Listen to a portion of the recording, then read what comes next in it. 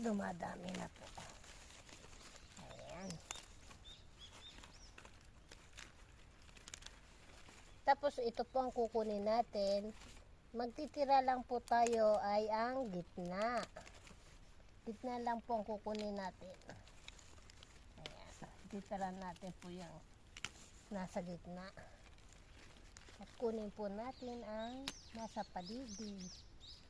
Yung medyo may sira siya, hindi po natin kukunin dahil inunahan po tayo ng uod. Ayan, kunin po natin nasa paligid lang. Ganyan lang po ititira natin. Ganon din po doon sa dito rin po, ayan. Ito po, babawasan din po natin siya.